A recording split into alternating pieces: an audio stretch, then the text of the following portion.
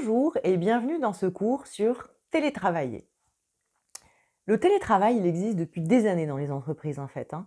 Mais finalement, il était mis en place de façon plutôt rare, assez exceptionnelle, etc. Et c'était finalement plutôt dédié sur certains métiers, certaines occasions, quoi. Il est vrai que la pandémie mondiale qui a eu lieu en 2020 a vraiment imposé ça un peu à toutes les populations, ou en tout cas, ça a vraiment été mis sur le devant de la scène. C'est quelque chose qui a pris finalement de plus en plus de place et c'est étendu à plein de métiers et à plein d'organisations et d'entreprises. Et ici, je veux vous proposer un petit temps de réflexion, de travail, de cheminement, justement pour développer un peu des bonnes pratiques pour télétravailler, si c'est ce que vous souhaitez faire, et peut-être vous amener à réfléchir sur est-ce que vous avez envie ou pas de télétravailler dans votre vie. Donc, commençons par le début. Finalement, le télétravail, c'est quoi finalement? Donc, le télétravail, au fond, concrètement, qu'est-ce que ça veut dire? C'est un mode d'organisation qui consiste à travailler à distance avec des outils numériques.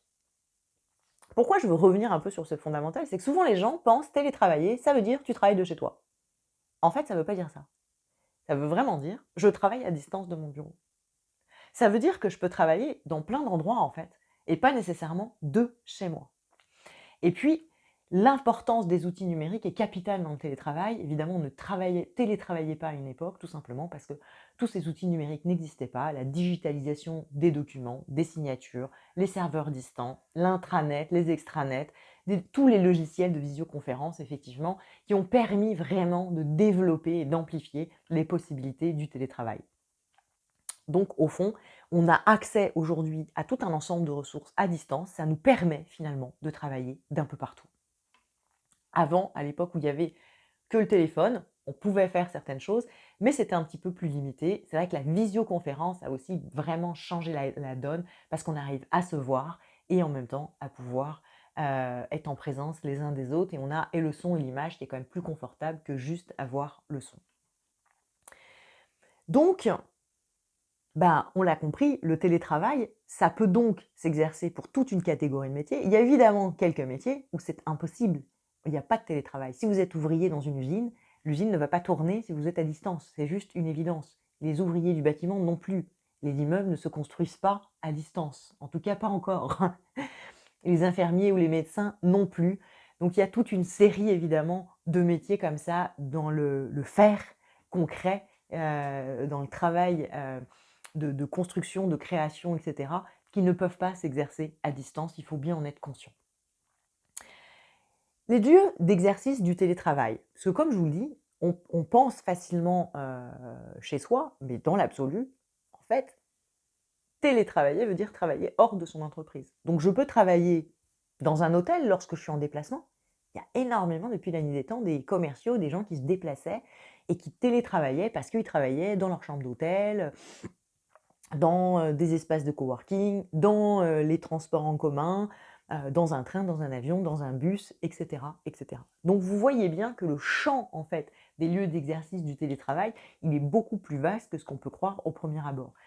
Donc effectivement, on peut aussi travailler de chez soi, comme on peut aussi travailler sur un lieu de vacances. Ça a eu un petit peu le vent en poupe aussi pendant le confinement, mais on en reparlera justement de travailler sur son lieu de vacances un peu plus tard. Maintenant, on va aller voir un côté un petit peu rébarbatif, mais qui est quand même important de bien comprendre, c'est que dit la loi. Puisqu'en fait, la loi réglemente le télétravail, ou et au moins les conventions collectives et les règlements intérieurs des entreprises. Donc il est vrai que depuis 2020, le législateur a beaucoup complété et développé l'organisation et la législation sur le télétravail de manière à éviter toute une série de dérives. C'est vrai que quand c'était très limité, on a eu moins besoin de légiférer. Forcément, tout le phénomène prenant plus d'ampleur, on a évidemment proposé beaucoup plus de choses. Aujourd'hui, qu'est-ce que dit la loi? Elle demande à toutes les entreprises de réglementer le télétravail et elle spécifie effectivement qu'il doit y avoir un accord entre l'entreprise et le salarié et que c'est l'entreprise qui va définir un champ d'application clair. Mais néanmoins, elle ne peut plus refuser le télétravail à moins effectivement de pouvoir prouver que le métier en question que la personne exerce n'est pas télétravaillable. D'accord? Donc au fond, après, les droits et les obligations du salarié, que vous soyez en présentiel ou en télétravail, sont exactement les mêmes. Si vous avez un accident du travail, pendant que vous êtes en télétravail, vous faites un accident du travail au même titre que si vous étiez dans votre entreprise.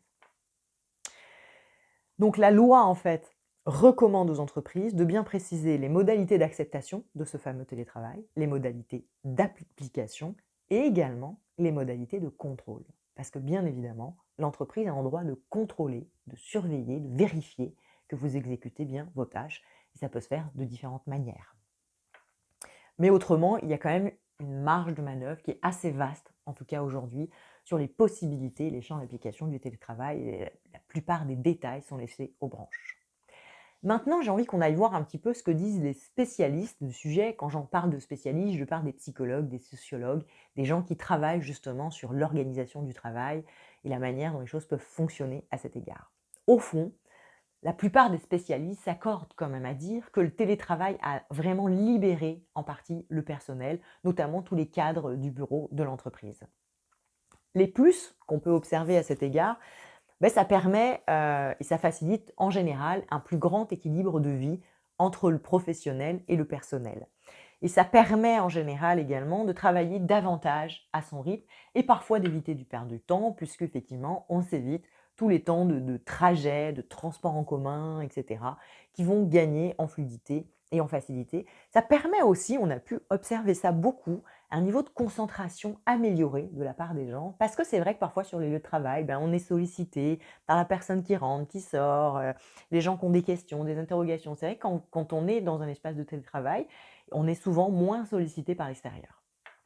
Donc, tout ça sont un petit peu ce qui va œuvrer dans le sens du télétravail. Les moins, effectivement, il y en a aussi, il y a évidemment des limites à ça, c'est qu'on va en général perdre une grosse partie de la culture d'entreprise, on va avoir moins d'entraide, les systèmes relationnels entre les collègues, les salariés, etc., vont être quand même beaucoup plus limités. Et donc, ça va demander en général aux entreprises d'être créatifs et inventifs à cet égard. Et ça commence à l'être, d'ailleurs, il y en a beaucoup qui commencent à réfléchir à comment essayer de conserver cette culture d'entreprise, conserver ces liens entre les personnes, en tenant compte du fait qu'on a toute une masse de gens qui sont en télétravail, ou en tout cas une partie qui est régulièrement en télétravail. C'est aussi à chacun de gérer sa charge de travail, de ne pas en faire trop ou pas assez, de veiller à ne pas se sentir isolé. Il y a à la fois la responsabilité du salarié et à la fois la responsabilité de l'entreprise. C'est effectivement des choses auxquelles il faut penser et qui sont parfois peut-être des freins au télétravail et à sa mise en place. C'est quoi les recommandations aujourd'hui qu'on peut trouver des experts? Je dirais que à peu près tout le monde s'accorde à dire que le télétravail à 100%, c'est pas du tout l'idéal. Parce qu'on reste quand même très coupé, comme je vous disais, de l'entreprise, de la culture, des gens, etc. Et donc, c'est quand même intéressant d'aller régulièrement dans son entreprise. Donc, au fond, la préconisation, c'est plutôt de faire sur un 2-3 jours de télétravail par semaine, ce qui permet de veiller un équilibre de vie, ce qui permet effectivement de parfois gagner en concentration et en fluidité sur certains projets, et en même temps de ne pas perdre pied avec l'entreprise, avec les collègues, avec les gens, etc. Voilà. Encore une fois, là, on parle de recommandations au niveau théorique. Après, c'est à chacun de voir ce qui est juste pour lui, ce qui est juste par rapport à ses envies, à ses besoins et effectivement à l'entreprise et là où il travaille, en fait, tout simplement. On va faire un petit focus justement sur, avant d'en venir aux bonnes pratiques du télétravail, sur le télétravail en France. Je me posais un peu la question de mythe ou réalité finalement. Parce qu'effectivement, on en parle beaucoup depuis cette fameuse crise en 2020. Et effectivement, depuis, il y a plus de la moitié des entreprises françaises qui ont signé des accords de télétravail. Donc c'est quand même quelque chose qui commence à se développer énormément dans les entreprises françaises. Quand on parle de télétravail, on parle du télétravail au sens large. Donc ça veut dire partiel, c'est-à-dire une partie de la semaine, comme je le disais, 2-3 jours. Des choses hybrides, c'est-à-dire un peu à la convenance du salarié. Il y a des entreprises qui disent, écoute, tu veux télétravailler, tu télétravailles, tu veux venir à l'entreprise, tu viens à l'entreprise, tu fais un peu comme tu as envie, etc. Parfois, c'est un nombre de jours qui est alloué. On dit, écoute, ok, tu peux travailler tant de jours en télétravail dans l'année, à toi de te les organiser un peu comme tu veux. Et effectivement, il y a aussi des gens qui sont full télétravail. 100% du temps, quoi. Voilà et donc aujourd'hui, ce qu'on observe, c'est à peu près 47 des entreprises qui recourent au télétravail et 55 de la population active qui travaillerait au moins une journée par semaine en télétravail. Donc on voit bien que, la plus grosse majorité de la population active française aujourd'hui fait au moins une journée de télétravail, ce qui est quand même assez conséquent, par rapport à ce qu'on pouvait voir avant, quoi. Maintenant, moi, ce que je peux observer, ce que je peux entendre et cetera, c'est qu'il y a eu une espèce de frénésie. Tout le monde était un peu très enthousiaste dans le télétravail parce que finalement, beaucoup de gens n'y avaient pas goût et puis, ça a été un peu fantasmé, on va dire, ou aussi normalisé, banalisé. Maintenant, effectivement, je pense qu'il y a aussi beaucoup de gens qui en sont un peu revenus de ça, pour toutes les raisons que j'évoquais. Le fait que, on se sent isolé, que, on n'a pas toujours les infos, que, on est un peu loin de la culture d'entreprise, des collègues et cetera. Donc je pense que petit à petit, il y a quelque chose qui s'harmonise et qui s'équilibre pour trouver le juste équilibre entre le besoin des entreprises, le besoin des salariés et les envies des uns et des autres. Donc je pense effectivement, moi, à titre personnel, que télétravailler à 2-3 jours par semaine permet effectivement d'avoir les bénéfices du télétravail sans en avoir trop ses inconvénients. Donc dans la catégorie des experts, je suis la psychologue et je me case un peu dans le même courant de pensée que les autres. Alors, maintenant, voyons ensemble les bonnes pratiques de télétravail. Alors, on l'a vu, en fait, il y a un cadre légal, d'organisation, donc il y a quand même des règles qui régissent un peu l'organisation du télétravail. Mais ce que je pense aussi à un moment, c'est qu'à l'intérieur de ce cadre et de cette législation, c'est toujours important que chaque individu trouve son propre mode de fonctionnement. Donc moi, je veux vous inviter à découvrir ici quelles sont effectivement vos bonnes pratiques de télétravail si vous souhaitez travailler. Parce que je ne crois pas qu'il y ait une bonne et unique façon de faire, mais vraiment plutôt une bonne manière pour vous. Donc la première chose, c'est le lieu de télétravail. Où est-ce que vous voulez télétravailler? C'est la première question en fait, si on veut télétravailler. Donc, est-ce que vous voulez travailler hors de chez vous, mais sans être dans l'entreprise? Donc, sans être dans l'entreprise en étant hors de chez soi, ça veut dire effectivement trouver un espace où je vais pouvoir travailler à distance, qui va m'éviter des déplacements, qui va donc a priori être un peu à côté de chez moi, mais qui va pas nécessairement être chez moi. Donc en gros, on parle d'espaces de coworking. Dans les espaces de coworking, parfois c'est les salariés qui vont trouver leur propre espace de coworking, mais il arrive également que vous avez des entreprises qui achètent des espaces dans les espaces de coworking pour justement en fait permettre à leurs salariés de trouver un point intermédiaire entre l'entreprise qui peut être un peu loin et sans que les salariés soient chez eux. Donc ça, c'est quelque chose qui est aussi en train de se développer. Le coworking, c'est quand même assez intéressant parce que quand on est chez soi, comme je vous le disais, on peut se sentir isolé. Dans les espaces de coworking, vous avez des gens de différentes entreprises. Parfois, je vous dis, ici, il y a un peu des regroupements, vous pouvez avoir 3-4 collègues de votre entreprise qui vont travailler là, plus des gens d'ailleurs. Et c'est ça qui permet à tout à chacun de trouver son équilibre, de trouver du lien et en même temps, de la proximité et en même temps de l'efficacité, au travail. Donc c'est une piste, quoi. Donc moi, ce que je vous propose là, c'est de noter dans votre PDF de cours, de prendre un moment et de vous dire: «OK, est-ce que vous, c'est une option que vous envisagez de, télétravailler, mais ne souhaitant pas le faire chez vous, ou de voir si effectivement vous seriez bien dans des espaces de coworking. Peu importe que vous soyez entrepreneur ou salarié, parce qu'effectivement, souvent les entrepreneurs, au début, ils travaillent de chez eux. Est-ce que vous avez envie d'être dans un espace de coworking ou est-ce que vous préférez être ailleurs? Si c'est une option qui vous intéresse, que vous vous dites, oui, effectivement, c'était des choses auxquelles je n'avais pas pensé, je n'avais pas imaginé, mais maintenant qu'on en parle, pourquoi pas, essayez d'aller regarder sur Internet, sur les réseaux, renseignez-vous auprès de votre entreprise, ou auprès des chambres de commerce ou ailleurs, etc. Ils sont où les espaces de coworking? Il y en a beaucoup, parfois c'est des espaces dédiés, parfois c'est des espaces dans des hôtels, etc. Il y a quand même pas mal de typologies de possibilités. Donc, regardez un petit peu ce qui est faisable et voyez, contactez ces personnes, voyez quels sont les coûts et comment vous pouvez mettre en place ça pour télétravailler dans ces espaces-là. L'autre point évidemment dans les lieux de travail, c'est travailler de chez vous donc ça c'est un peu le plus classique et le plus courant, hein, on est d'accord parce que, bah, évidemment là on n'a aucun frais, on n'a pas de déplacement, ça paraît un peu une évidence, et en même temps, bah, les espaces de coworking, ils sont créés pour travailler. Mais travailler de chez soi, c'est un peu toute une autre affaire parce que c'est aussi votre lieu de vie et il faut un peu apprendre à penser les choses, de manière la plus optimale pour vous et encore une fois, il y a pas d'idéal, il y a l'idéal pour vous. J'insiste pour ça. Pourquoi? Parce qu'effectivement, je j'ai beaucoup entendu, énormément, dire: «Il faut avoir absolument un espace dédié». Puis c'est fait partie des options, effectivement, vous pouvez tout à fait avoir un espace dédié, votre bureau, une pièce fermée où vous allez travailler et puis c'est très bien et effectivement, ça vous permet d'avoir votre dossier, vos habitudes, vous allez travailler, vous sortez le midi, vous retournez, l'après-midi, vous rentrez le soir chez vous, même si c'est traverser une porte. Ça, c'est vraiment un moyen qui est assez, sympa et intéressant. Donc voilà, il n'y a pas besoin d'un espace gigantesque, hein, tout dépend ce que vous pratiquez dans la vie. Mais c'est une possibilité intéressante. Moi, j'ai beaucoup télétravaillé dans ma vie, hein, bien, bien, bien avant, notre amie, la pandémie de 2020.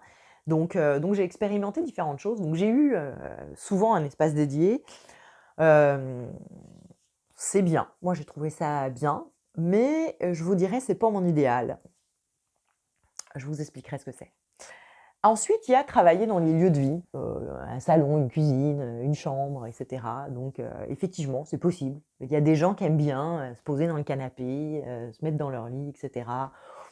Pourquoi pas? Si c'est pour vous, c'est un espace créatif, dans lequel vous êtes à l'aise pour travailler, dans lequel vous vous trouvez correctement installé et cetera. Moi, j'avoue que pour tout un ensemble de choses, je préfère être assis à un bureau pour travailler que dans un lit ou un canapé. Mais en même temps, il y a d'autres tâches que j'aime bien, exécuter, affalée dans mon canapé, quoi, et je me sens pas moins productive pour autant, loin s'en faut. Néanmoins, si vous choisissez cette option de ne pas avoir un espace dédié et de travailler un peu partout dans votre maison, ici ou ailleurs, quelques règles à respecter. Lors des réunions de travail, si vous avez des visioconférences, mettez un fond derrière ou installez-vous face à un mur, blanc. Parce qu'effectivement, si on vous voit affaler dans votre canapé ou dans votre lit, ça va pas donner une image de travail génialissime. Donc évitez ça. Prévenez votre entourage, parce qu'en général, on n'est pas tout seul quand on est chez soi. Alors ça arrive, mais si c'est pas le cas, prévenez-les, fermez les portes, organisez-vous et cetera.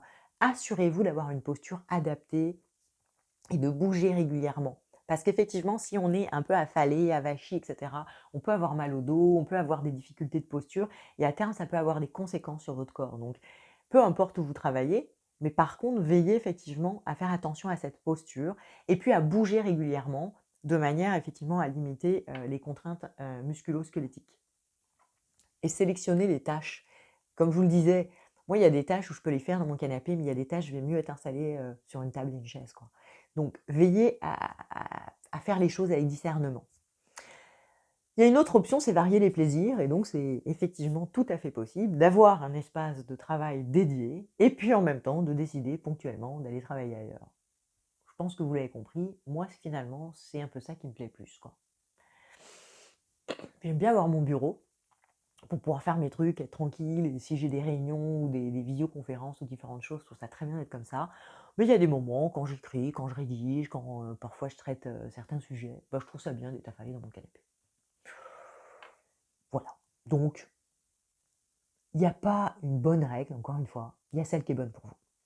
Donc je vous invite, vous, à noter ici, si vous travaillez de chez vous, c'est quoi l'organisation qui vous convient? Comment vous avez envie de mettre en place? Une option, 2 options? Tu sais, puis encore une fois, je ne suis pas en train de vous dire que vous êtes obligé de trouver la bonne réponse maintenant. Mais voyez que différentes possibilités existent, puis testez les choses, quoi. Regardez ce qui vous va, essayez une option 1, une option 2, une option 3 et cetera. Puis c'est ça qui va vous permettre de manière expérientielle parfois, bah, puis parfois on peut trouver la bonne coche, dès le début. Vous allez trouver une option, vous allez vous dire: «Bah, c'est parfait pour moi» et puis tant mieux, quoi. Travailler sur son lieu de vacances. Je vous avais dit qu'on y reviendrait, bah, c'est le moment. Et en fait, travailler sur son lieu de vacances, ben, en fait, c'est à réfléchir. Et attention, quand je parle travailler sur son lieu de vacances, je ne parle pas de travailler en vacances. ce n'est pas la même chose. Travailler en vacances, c'est que vous êtes censé être en vacances et que vous avez décidé de travailler. Une chose que je déconseille. Si on est en vacances, on ne travaille pas. C'est le concept des vacances. En revanche, il arrive que, par exemple, on se dise: «Bah, tiens, plutôt que de ma famille part 15 jours à un endroit, moi, je n'ai qu'une semaine de vacances, je vais passer les 15 jours avec eux. Une semaine, je vais être en vacances, une semaine, je vais télétravailler». Donc en fait, je ne suis pas en vacances, je suis bien à travailler. Néanmoins, je suis sur mon lieu de vacances. C'est faisable. Mais par contre, soyez bien conscient que quand vous faites ça, eh bien effectivement, il va falloir vérifier que vous êtes capable de le faire et que vous n'allez pas être sans arrêt sollicité par l'extérieur pour aller faire une balade, pour aller à la plage, pour aller à la piscine, pour aller skier, j'en sais rien où est votre lieu de vacances, mais en tout cas, ou même pour être connecté avec tous les gens qui sont en vacances. Et c'est pas toujours facile, quand tout le monde est en vacances, d'être celui qui travaille. Donc parfois, ça peut être tentant, mais vérifiez bien votre capacité à agir ou pas dans ce sens. Sinon, ça risque d'être un petit peu difficile. Donc, je vous propose tout simplement, effectivement, de faire un peu le point. Est-ce que vous l'avez déjà fait ou pas? Comment ça s'est passé pour vous? Puis, voyez ce qui est juste, ce qui est faisable pour vous. Puis, si vous l'avez jamais fait, vous allez le faire, testez-le, expérimentez-le, mais réfléchissez à ce qui aura le plus d'impact pour vous.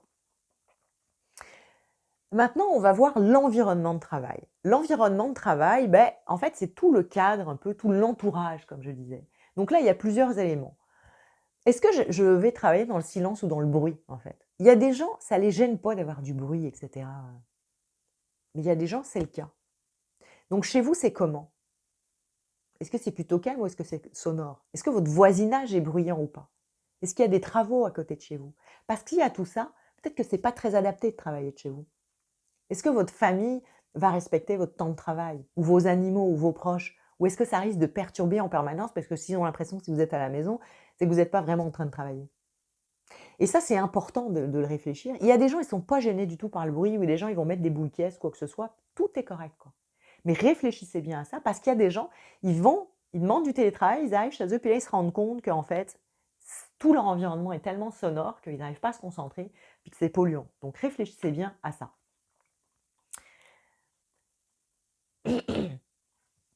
En ce qui concerne la famille, les proches, etc., posez des règles, quoi. Vraiment, quand vous êtes au travail, dites bien aux gens, il ne faut pas ouvrir cette porte, etc. C'est sûr que si vous avez du monde chez vous, je conseille vivement de vous mettre dans une pièce où vous avez un bureau dédié, comme je le disais, ou alors vous vous mettez dans une chambre ou quelque chose qui ferme, mais qui est a priori pas le lieu de vie, le passage, parce que sinon c'est sûr que ça risque d'être très très polluant, quoi. Surtout si les enfants sont petits, ils ont en général un peu du mal. Même chose avec les animaux, hein.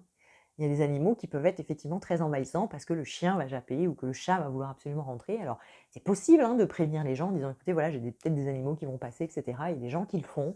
Tout est envisageable, mais en tout cas, soyez prêts à envisager ça et à gérer ça intelligemment si c'est les choix que vous faites, quoi. Donc, de la même manière, je vous invite à poser dans votre PDF de cours quel type d'environnement finalement est plus favorable si vous travaillez chez vous, quelles sont les options que vous voulez choisir, quelles sont peut-être les règles, les cadrages que vous avez à mettre en place et à mettre en œuvre de manière à ce que ça fonctionne correctement. En ce qui concerne l'entourage, très précisément, comme je viens d'en parler, posez des règles, mettez des choses en place, etc. Il faut vraiment qu'il y ait une procédure qui est très spécifique et je vous invite également à bien noter ça de manière très précise parce que effectivement, ça c'est un élément qui peut être très vite très perturbateur et si, vous avez regardé un petit peu, d'autres formations sur la plateforme pour tout ce qui est l'organisation, la gestion du temps et cetera, ben, sachez que quand on est dérangé, en fait, dans son travail, on met en moyenne 7 minutes pour se reconcentrer. Donc si vous êtes dérangé par des événements extérieurs, un animal, un entourage et cetera, à chaque fois, c'est 7 minutes que ça va vous prendre pour vous remettre dedans, ce qui, au bout d'un moment, peut être très chronophage. Silence ou musique, ça encore, c'est autre chose. C'est vrai qu'en général, au travail, c'est plus rare de pouvoir mettre, la musique, mais je sais qu'il y a des gens qui aiment bien travailler avec de la musique en fond et cetera. Ça les aide à se concentrer, ça les aide à se sentir, bien et cetera. Donc, si vous êtes chez vous et que c'est quelque chose qui vous convient, bah, vous pouvez tout à fait le faire. Et là, c'est assez, simple à mettre en place, mais à nouveau, peut-être c'est plus facile si vous n'êtes pas dans l'espace de vie ou en tout cas si vous êtes seul chez vous. Mais de la même manière, notez effectivement ce qui est le plus juste pour vous. Est-ce que c'est en silence ou est-ce que c'est en musique? Ça aussi, c'est un point qui peut être déterminant. Il y a des gens vraiment qui aiment travailler en musique, puis c'est vrai que, si vous êtes en open space au travail, ça va pas être trop possible, quoi. Alors parfois, on peut mettre un casque, hein, mais c'est pas toujours, facile à mettre en place ou à mettre en scène. Donc ça peut être aussi un critère de se dire: «Bah, moi, c'est quelque chose qui est confortable, le télétravail, un peu, ça peut être une bonne idée, quoi». Bon, moi, personnellement, je vous avoue que je travaille jamais en musique, ça me déconcentre, quoi, donc sur certains trucs très particuliers, je peux un peu, il faut vraiment des choses sans parole, ce machin, sinon ça me mon esprit part en permanence, quoi. Les horaires. Ça aussi, un point important, les horaires. Parce qu'effectivement, quand on est en télétravail, bah, au fond, vous allez être un peu plus responsable de vos horaires, quoi. Donc évidemment, tant pour ne pas trop en faire que pour ne pas assez en faire, quoi. Donc forcément, c'est pas obligé d'être aussi rigide que quand vous avez un travail qu'il faut arriver à telle heure et partir à telle heure. Mais en tout cas, il y a quand même un cadre légal de travail et vous êtes censé faire vos heures de travail de la même manière. Après, vous pouvez répartir ces heures de travail, parfois de manière un peu plus souple, commencer plus tôt, parfois prendre plus de temps pour déjeuner, faire une pause pour aller chercher les enfants, retravailler un peu plus tard le soir, etc. Mais en tout cas, veillez effectivement à respecter les règles, à respecter le cahier des charges qui a été donné par l'entreprise aussi dans le contrat de télétravail et dans la législation qui est mise en place. Mais voyez aussi ce qui s'harmonise avec votre vie. Mais essayez en tout cas, vous, au moins, de vous fixer un peu un cadre. Moi, qui, je vous dis, travaille en télétravail depuis des années et des années, vraiment, je fais toujours attention d'avoir un horaire de début et puis surtout un horaire de fin, en fait, hein. Parce qu'une fois qu'on y est, parfois, on fait plus attention, on est pris dans tout. Puis on se dit, ah tiens, je vais encore faire ci, puis je vais encore faire ça, puis je vais terminer ce truc. Puis comme on est chez soi, bon, bah, parfois on voit moins le temps passer, donc c'est vraiment important. Moi, je suis assez vigilante là-dessus et quand je ne le suis pas, mon conjoint l'est pour moi, pour tout vous dire. Donc voilà, encore une fois, prenez un moment pour noter ici les règles et les obligations qui existent dans votre entreprise en termes de télétravail, ce qui va déjà vous poser un premier cadre. Et puis ensuite, bah, je vous invite à poser quel cadre, quelle organisation, quel planning, quels horaires vous-même vous avez envie de mettre en place, en tenant compte évidemment de la réglementation. Les outils du télétravail. Comme je le disais, le télétravail n'a été possible que par l'arrivée de nombreux outils. Et ça va être important pour vous de bien connaître les outils de télétravail qui sont mis à votre disposition, quel accès aux serveurs distants vous avez de l'entreprise, quel accès aux serveurs mail, est-ce que vous avez un ordinateur portable, est-ce que vous-même chez vous, vous avez une bonne connexion Internet, etc. Quelles sont les ressources? Parce que sinon, l'isolement va être maximum et vous risquez d'être plein de contraintes en fait dans votre relation au travail. Donc, avant de vous lancer dans l'aventure, vérifiez les éléments chez vous et vérifiez les éléments qui sont mis à disposition par l'entreprise pour créer tous les outils de copartage, de transmission d'informations, etc. Donc voilà, de la même manière, je vous invite à noter ici dans votre PDF outils, logiciels de télétravail, qu'est-ce qui est mis à disposition par l'entreprise, quelles sont les possibilités, quels sont les besoins de formation, les connaissances que vous devriez développer de manière à pouvoir télétravailler sereinement. Parce que on peut ne pas tout connaître et il y a parfois des outils très aidants dont il est nécessaire au préalable de se former si vous souhaitez passer en télétravail. Un autre point, c'est donc la communication. Pour télétravailler efficacement et surtout ne pas se sentir perdu, eh bien effectivement, ça va demander de maintenir une bonne communication avec votre entreprise, avec vos équipes de travail, avec vos managers. Et même si vous travaillez de manière autonome et que vous n'avez pas d'équipe, maintenir une bonne communication va être essentiel. Comme on le disait tout à l'heure, sinon vous perdez la culture d'entreprise, vous perdez le lien social et du coup vous trouvez un peu perdu et souvent l'isolement arrive beaucoup dans ces cas-là, quoi.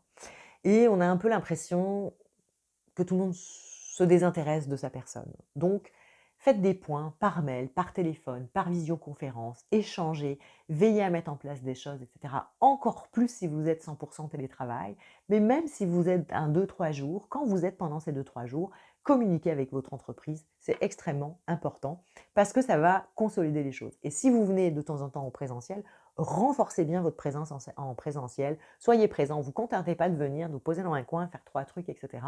Nouez effectivement du lien.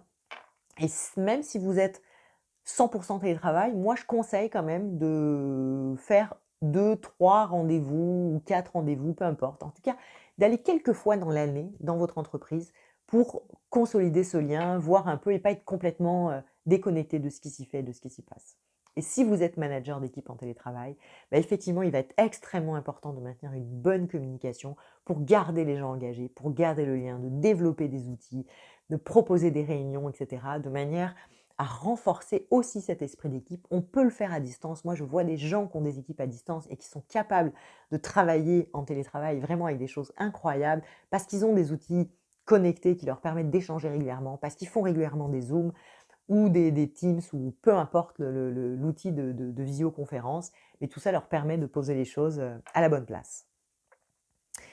Donc, de la même manière, prenez un moment pour noter ici si vous souhaitez communiquer avec votre entreprise et à quelle fréquence, et quels sont les outils que vous avez peut-être à disposition et que vous allez utiliser pour mettre en place une communication la plus fluide et la plus conviviale possible. Et le dernier point, c'est les pauses. Parce que même si on est en télétravail, c'est important de prendre des pauses dans sa journée de travail. Parce que ça permet de lâcher prise, parce que ça permet de prendre du recul, parce que ça permet de se ressourcer. Et c'est vraiment important, même si vous êtes chez vous, de temps en temps, de vous arrêter. Tu sais, c'est pas obligé de vous arrêter pendant 2 heures, c'est pas ce que je dis, c'est pas l'intérêt d'une pause. Puis il y a peu de chances que quand vous avez un travail, vous vous arrêtiez pendant 2 heures de pause. Mais c'est juste se lever, faire quelques pas, faire des étirements, aller prendre un café, et cetera, un verre d'eau, j'en sais rien. Tu sais, mais s'aérer, sortir un peu, et cetera. Voyez quel est le juste rythme et la chose, la plus adaptée pour vous. Est-ce que vous préférez faire des petites pauses de temps en temps? Est-ce que vous préférez faire de plus grosses pauses, de façon plus ponctuelle? Peu importe, mais en tout cas, n'ayez pas de scrupules à faire des pauses. Moi, j'ai vu des gens qui me disent: «Bah non, mais moi quand je suis en télétravail, je fais jamais de pause». Mais pourquoi? J'en sais rien. Mais t'en fais au travail, ça t'empêche pas de faire ton travail, non? Et n'oubliez pas, c'est ressourçant la pause. C'est ce qui permet d'être plus motivé, d'être plus actif après. Donc les pauses sont aussi importantes et ça va nécessiter de vous emménager. Et si vous avez du mal à le faire, je sais pas, mettez-vous un petit réveil, une petite alerte toutes les X temps, ce qui vous paraît juste pour vous dire: «OK, tiens, allez, c'est le temps de la pause là». Voilà ce que j'avais à vous dire sur le télétravail. Pour conclure, je vous dirais que moi qui télétravaille depuis des années, ça peut être aussi beaucoup de plaisir. Quand on s'organise bien, quand on l'aménage intelligemment, quand on trouve ce qui est juste pour soi. Moi, ça m'a pris un bon moment, plusieurs années, je dirais, à avoir expérimenté différentes choses avant d'avoir trouvé la bonne manière pour moi de télétravailler, de ne pas me sentir isolée, de me sentir connectée avec les gens avec qui je travaille. Donc, on peut toujours trouver un chemin et vous voyez, parfois ça prend du temps parce que je vous dis, moi, ça m'a pris plusieurs années pour trouver ce qui est juste pour moi. Donc pour tous les gens qui veulent télétravailler ou qui télétravaillent déjà, trouvez la bonne chose. Je pense que là, vous avez un spectre un peu de tous les points, à regarder, à observer, à mettre en place et à mettre en scène. Je vous souhaite le meilleur avec tout ça et je vous dis à bientôt sur Bigger.